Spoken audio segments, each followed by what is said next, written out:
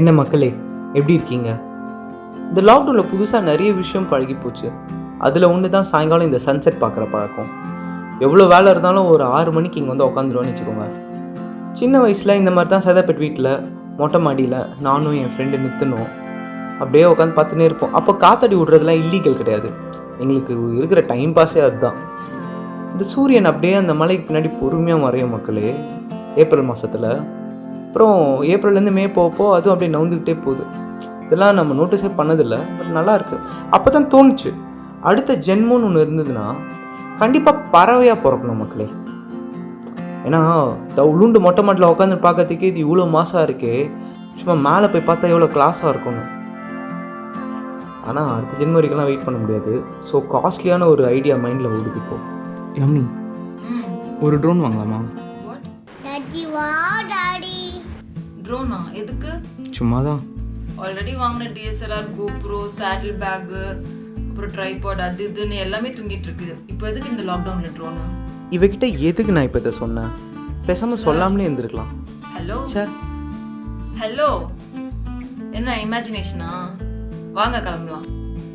மக்களே, ஆம்பளை பசங்க நம்ம இப்படி என்ன ஆசைப்பட்டுற போகிறோம்? காசு, பணம், நகைனா ஏதோ இந்த மாதிரி சின்ன சின்ன விஷயத்தை ஆசைப்பட போகிறோம். வேணுன்றப்ப எடுத்து யூஸ் பண்ண போகிறோம். வாங்கிட்டோன்றதுக்காக டெய்லி அதை கட்டி பிடிச்சின்னு தூங்க முடியும்? இவங்களுக்குலாம் இது எப்போ தான் புரிய போகுதுன்னே தெரில. உண்மை தானே மக்களே? உண்மைன்னா நீங்கள் கமெண்ட்டில் உண்மைன்னு டைப் பண்ணுங்கள், ஏன்னா அதுதான் உண்மை. இப்போ புரியுதா ஏன் நான் அவகிட்ட இதை சொன்னேன்னு? யாமினிக்கு என்ன சர்ப்ரைஸ் பண்ணணும்னா ரொம்ப பிடிக்கும். ஏய், என்னதுடி இது? ஜோட ஃபர்ஸ்ட் பர்த்டேக்கு உனக்கு கிஃப்டாக வந்தது. உனக்கு யூஸ் ஆகுதுன்னு பரமல் போட்டுச்சு. நீங்கள் கேட்டிங்க, அதை எடுத்துருந்தேன். யூஸ் பண்ணிட்டு திருப்பி கொடுத்துருங்க. ஓகே? திருப்பி வர தராங்க? நான் கிட்டது இது இல்லை யாமினி. இதென்ன ட்ரோனு? வேற என்ன? நான் DJI MAVIC mini bro air அந்த மாதிரி ஏதாவது கிடைக்கும்னு நினைக்கிறேன். அந்த மாதிரி தான் ஒரு 70,000 ஆகும்னு நினைக்கிறேன். ஐ மீன் நான் இன்னும் தெரியல, அரௌண்ட் அந்த ஏரியாவில் இருக்கும். 70,000 ஃபர்ஸ்ட் இது எனக்கு கோட்டி காமிங்க. உங்களுக்கு டைம் இருக்குன்னு கன்வின்ஸ் ஆனா நம்ம அப்புறம் பார்க்கலாம். ஏய், என்னடி சும்மா எனக்கு டைம் இல்லைன்னு? யாருக்கு தாண்டி இப்போ டைம் இருக்குது? டாடு பேசாம காந்தி வாங்க. உன்னையெல்லாம் பற்றி பெருமையாக பேசினேனே. சே, இப்போ எதுக்கு இது மாதிரி இருக்கீங்க? ரொம்ப ஓவராக பண்ணாதீங்க. எப்படினாலும் நீங்கள் நினைக்கிறது தான் நடக்க போகுது. எதுக்கு சும்மா ரெக்கார்ட் பண்ணிட்டு இருக்காங்க? வீடியோ வந்துச்சு. கொஞ்சம் அங்கே பாருங்கள், அந்த சைடு பாருங்கள். சூப்பர் யாமி. பட் இதுக்கப்புறமா நெக்ஸ்ட்டு நீ என்ன பெரிய செலவு எனக்கு வைக்க போகிறன்றதை நினச்சா கொஞ்சம் பயமாக தான் இருக்குது. இவன் தான் நித்தின், என்னோடய பாலிய ஸ்நேகிதன், சைல்ட்ஹுட் ஃப்ரெண்ட். சின்ன வயசில் சதாப்பேட் வீட்டு மொட்டை மாடியில் காத்தடி விடுவான்னு சொன்னால, அது இவன் கூட தான். இதை நான் சத்தியமாக எக்ஸ்பெக்டே பண்ணல. ஏய் சண்டேராணி, அப்படி தான் நாங்கள் ஒருத்தர் கூப்பிட்டுப்போம். ஏன்னு இன்னைக்கு வரைக்கும் நாங்களே யோசிக்கலங்க. ட்ரோன் எடுத்துகிட்டு வீட்டுக்குள்ளே ரிமோட் கார் மாதிரி ஓட்டி ட்ரை பண்ணி செம்மையாக மொக்க வாங்கினோம். இது சிக்கி, நித்தினோட ஒய்ஃப். இதுக்கு மேலே வீட்டுக்குள்ளே ட்ரோன் ஓட்டினா நம்மளை வெளில கண்டிப்பாக துரத்திடுவா.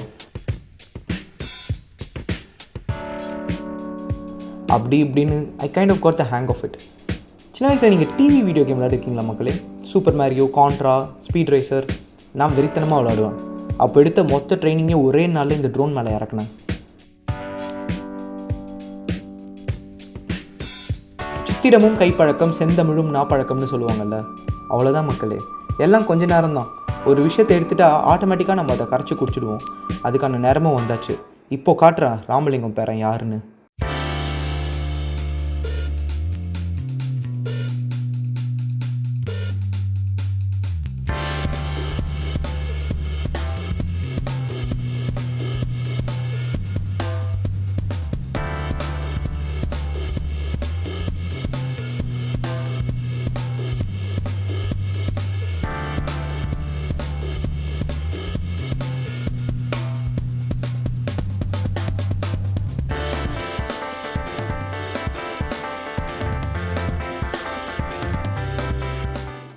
ரொம்ப நாள் அப்புறம் வேலைக்கு போனேன்.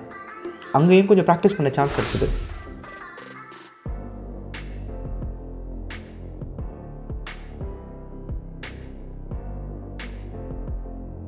அப்போ தான் நிதின் கிட்டேருந்து ஃபோன் வந்தது.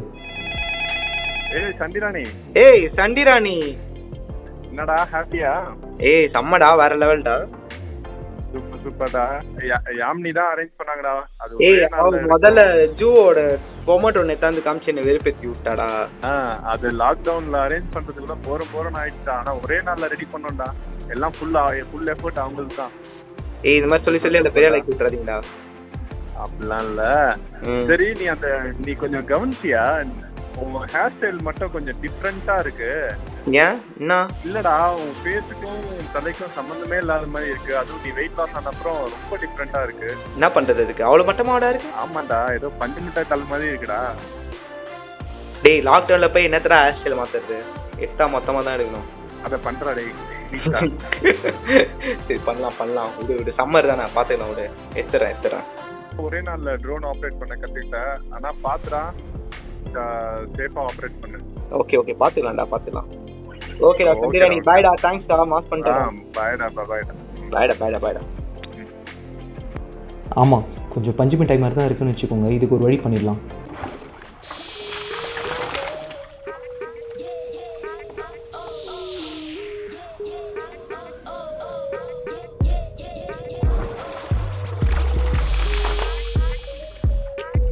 சென்னையில் 105 ஃபாரன்ஹீட் வெயில். முடியை எடுத்ததுக்கப்புறமா வந்து நிம்மதி இருக்கே, வேறு லெவல். இந்த ட்ரோனை சீக்கிரம் ப்ராக்டிஸ் பண்ணி சாயங்காலம் நினச்சதை நடத்தணும்.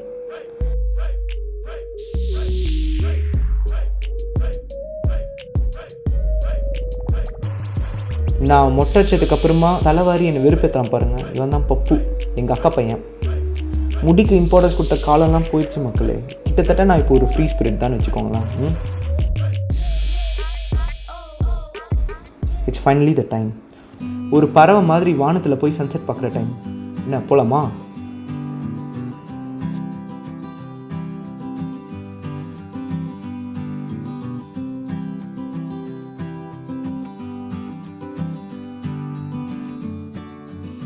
நான் எவ்வளோ வரைஞ்சாலும் பத்தாது. ஸோ பார்த்தா மட்டும் போதும்னு நினைக்கிறேன்.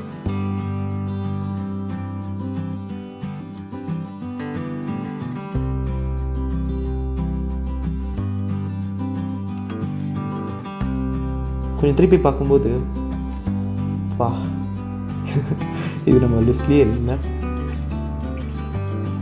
நான் அப்பப்போ என்கிட்ட சொல்லிப்பேன், ஏதாவது நமக்கு வேணும்னா நம்ம ஃபஸ்ட்டு ஸ்டெப் எடுக்கணும். இதுக்கு அந்த ஃபஸ்ட்டு ஸ்டெப்பு அது போதும், அப்புறம் ஆட்டோமேட்டிக்காக எல்லாம் நடக்கும்.